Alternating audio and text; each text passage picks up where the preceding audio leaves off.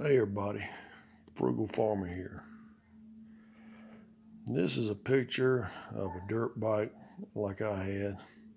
Well, actually this is an enduro, it isn't a dirt bike, but I had it as a young man and I drove all over the place with it.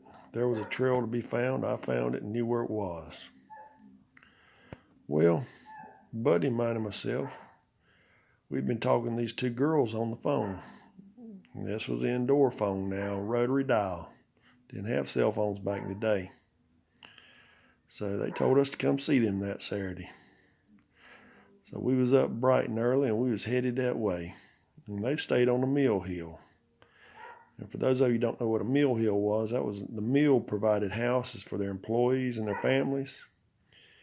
And they lived on the mill hill and they stayed there. I don't know if they paid rent or I don't know that part of it, but everybody that lived in the mill hill, their parents worked in the mill usually. Well, we got down there and there was some pretty girls, so wasn't nothing for me to do but to pull some wheelies. I was going up and down the road, showing off, pulling wheelies, and I was pretty decent at pulling a wheelie. Not like these guys do now, just pull it up and ride. I couldn't do that. I could do about 30 or 40 feet, and I'd set it down. Well, I miscalculated on one. Motorcycle went over with me. I hit the pavement, and I chewed up my back.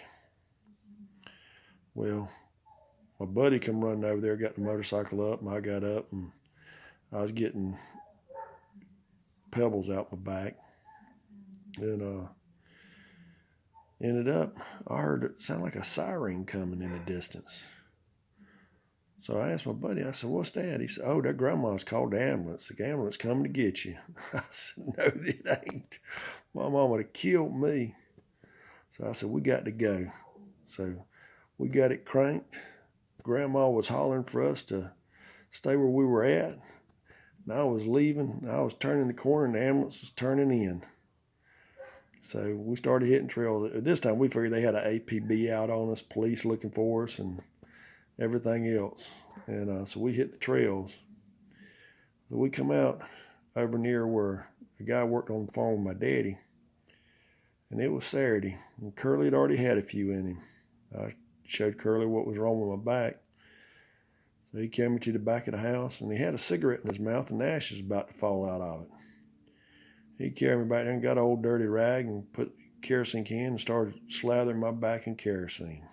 Well, the kerosene didn't burn or anything, but I was more worried about them ashes falling off on my back, me having to stop, drop, and roll, or look like a Roman candle running down the road.